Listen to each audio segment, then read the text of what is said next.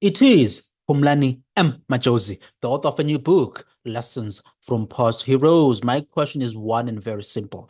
The people who are committing illegal mining in Stilfontein, the people who are stuck on the ground right now, these miners, these illegal miners who are trapped in the ground in Stilfontein, how were they allowed to conduct illegal mining in the first place?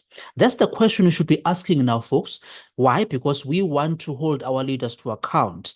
Why did we create the conditions that allowed these people to pursue illegal mining, right? How did that happen? Who were people involved in this thing? Such things, they need to be investigated, folks.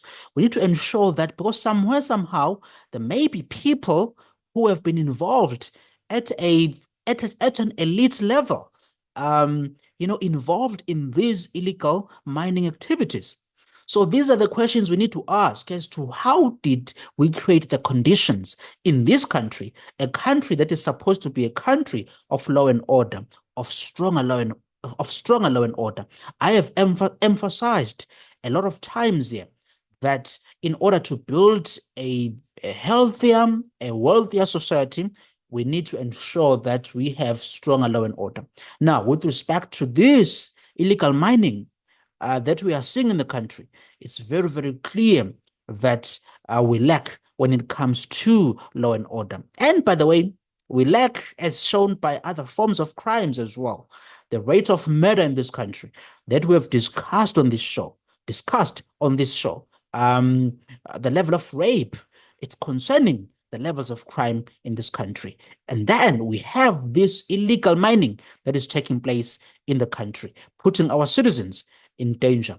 How was it allowed in the first place? We must never move away from asking that questions because this country is being governed by people who have been elected. Who have been elected by our citizens into power. How did it happen then that they could allow something like this in our country? It's a big question that we need to ask right now. We now face enormous pressures as a society. There are people who are saying, leave these illegal miners down on the ground and basically let them die. And then you have people who are saying, no, look, because of human rights, these are citizens, let's try and get them out and then hold them to account. The very big question that I want you to ask is this one. How was this allowed to happen, right? Because it shows that there is something broken with our system. And that is why we have such activities taking place in the country. And then when we have asked, as soon as we find out as to who these people are, who have failed to really effect governance, we must hold them to account because it all boils down, folks, to leadership. A country, a nation is being governed by people, right, who have been elected into power. How did they let this happen? That's the big question we are asking and that we should ask, that I am asking. It's a very important question, given the fact that these people we elect into power, we pay for them. We pay their salaries, right? We've we have to through taxpayers' money, the money that you and I work hard for. We have to pay for these guys so that they do their work. Now, if they don't do their work well, as it is showing with these illegal miners stuck in Stilfontein in the ground, something is not right, right? We need to question that and hold them to account. It's a very important topic. It's a big issue that is affecting us as a country. It needs to be put to a stop. We cannot have illegal miners and illegal mining in the country because it puts us all in danger, right? Or a danger as a people. There are many effects of illegal mining, folks, and we don't want to experience them. We don't want to experience them. It shouldn't be allowed at all, and our leaders need to ensure that that does not happen. So something is wrong somewhere with leadership. Let's not lose sight of that, folks. Something is wrong somewhere with leadership. And now we're being told, take care of these people in the ground, give them medical supplies, give them do this and that. And according to the laws, of course, that has to be done, folks. The people who are in the ground have to be moved out, right? And then be held to account. Those are the laws. We have to live with them, even if some of us don't like them at that point. They are there for a reason. And sometimes we're not going to like them. Sometimes we will, right? But the bigger question is about leadership. These things, they need to be investigated, and it needs to be determined as to what is going on. And the leaders who are failing us must be held to account. Illegal mining must be put to a stop.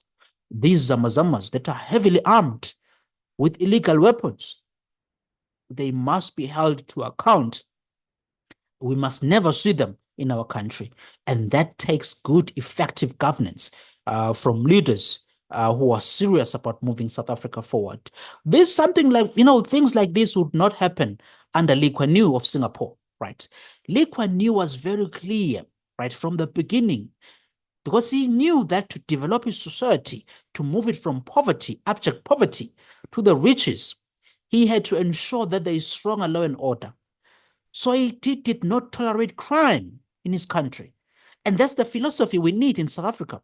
We need a philosophy of Lee Kuan Yew, the founder of Singapore, right?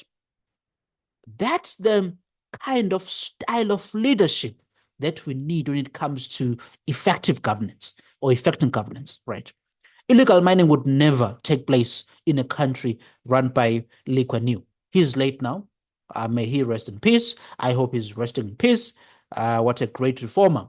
Took his country from poverty to the riches in a few decades, right? We need his philosophy when it comes to governing South Africa, right? If we want to develop South Africa, take it out of poverty where it is right now into the riches, right? Elevate it to the riches. We need to follow the philosophy of Lee Kuan Yew when it comes to governance, right? When it comes to governance, we have to adopt Lee Kuan Yew's principles and values, because something like this, illegal mining and other forms of crime, they should not be taking place in South Africa. We should be creating structures that are effective, having leaders that are effective in eradicating such activities that endanger our citizens. We do not deserve that as South Africans. Mbuyiseni Ndlozi of the EFF, one of the founders of the EFF, it seems like he's being squeezed by the party there. It's alleged that he has not been, he won't be allowed to attend the elective conference of the Economic Freedom Fighters here in Johannesburg next month. Seems like something is going on in the EFF. Dalimpofu is out, gone to the MK party. Floyd Shivambu out, gone to the MK party. The EFF is imploding. And I've been clear on this, that this implosion is good for our democracy, because the EFF stands for very bad values that would impoverish South Africa, right? So they need to implode, crumble, disintegrate. That's what would be better for South Africa. There must never really be a serious organization that is the EFF. They must just crumble and break down, split. They should never come near power. Communists and socialists, radical socialists, who celebrate Karl Marx's birthday every year, celebrate the likes of Hugo Chavez of Venezuela, Robert Mugabe, it could go on. They should never come near power in South Africa. So their collapse or their implosion, it's good. It's all about one man in the EFF anyway. It's about one man, that is Julius Malema. It's his way, folks. He's a dictator there, which, by the way, is a sign. It's a signal as to how he would govern South Africa if he were to become the leader of this country, right? You would see despotic, dictatorial conduct from him. That's what we would have to expect if he were to become the leader of South Africa, one of the promising democracies in the world, one of the countries that really, in sub-Saharan Africa, we do better as a democracy. That's what the data from The Economist in London shows. Our democracy is much, much better in contrast to many countries in sub-Saharan Africa. We are right at the top. Now, if the guys like Julius Malema were to come into power, would turn into something else, a very much racist, a dictatorship that pursues socialism and communism, that should be destructive to the country. So may they implode. That is fine. I'm happy with that. But I do sense that at some point between now and 2029, we may see. Now, I must say this, I'm not predicting it, but there is a chance that the MK party and the EFF could combine and become one party, right? There is a chance, folks. There is a chance that in 2029, there will be one party contesting the national election. But that is very much possible. It seems like we have many people who are seeing the MK party. Now, they, not me, they see the MK party as the future, as a future, right? They see the MK party as a future in South Africa. That's not my view. It's their view. I just think it's the MK party. I've said on this show, the MK party is all about one man again, who doesn't want to let go of the ANC. He wants to have two memberships, the ANC and the MK party. Why? Because he knows he can't really get hold of the country if he is MK party. So somehow he wants to influence things in the ANC, and then things go in his way. And I'm talking about Mr. Jacob Zuma here, former president of the ANC and of the country. That is what he wants. So he's really a compromised person when it comes to principles and values of integrity. Because here you are leading a party, the MK party, but want to keep the membership of the ANC. And people are following behind that. I mean, how do you follow someone like that who cannot be trusted? How would you do that, folks? So think twice, think three times before you associate yourself with the MK party. Let's see what else I want to talk about here. On economics, the South African Reserve Bank is expected to cut the interest rates this week, the repo rate, by 25 basis points. So they've entered the cutting cycle now, folks.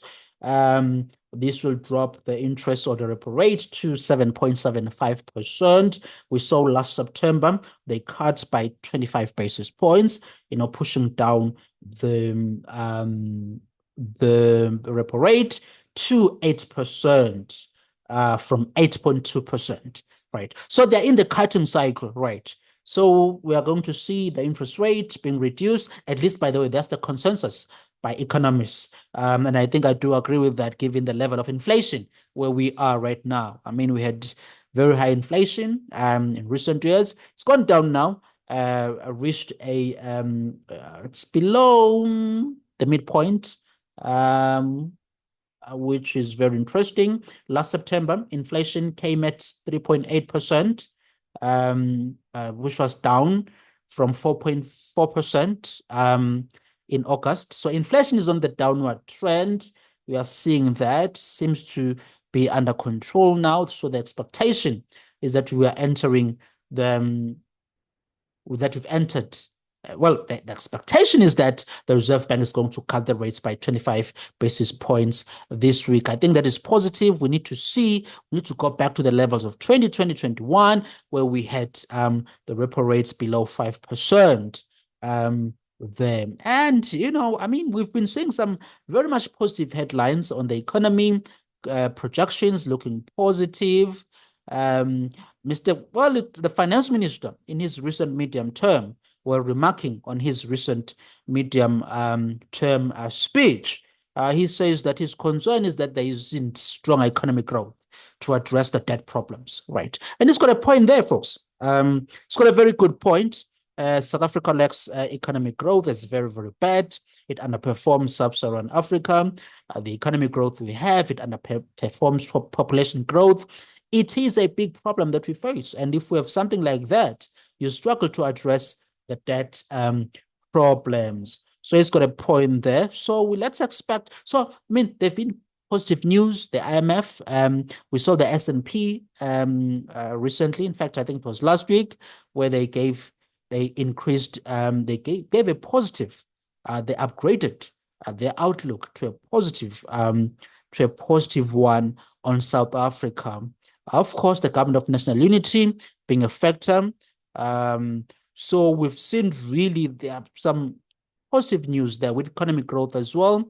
Unemployment declining. You saw the recent numbers of the latest of quarter three, I believe. So the numbers, unemployment rate declined a bit. So the numbers, there's that positivity in the market about this government of national unity. We shall, as I said, we shall see how it goes. I cannot be moved by all these, snapshots, by these positive headlines. I want to see concrete changes, in the economy, in the key macroeconomic metrics, right? Public debt, unemployment rates, economic growth, GDP per capita. I want to see those changes in the next year or two, right? Not now. We're just months into this GNU, but I'm going to hold it to account by end of next year. In fact, I'm putting together my own spreadsheet where I'm going to track all the macroeconomic data quarter by quarter, right? I want to make sure that I track all those key fundamentals of the economy from the time the GNU took over up until for the foreseeable future, right? And I want to make sure that by end of the year, I want to see a pattern in the data, right? And it should be the pattern that is going in the positive direction. That's what we expect. That's what I expect, at least. So those are the few things I wanted to talk to you about. So watch out this week with Mr. Lesaka Kanyako, Chairman of the Reserve Bank, telling you that the repo rate will be cut by 25 basis points. That will be a movement, a downward movement from 8% to 7.75%.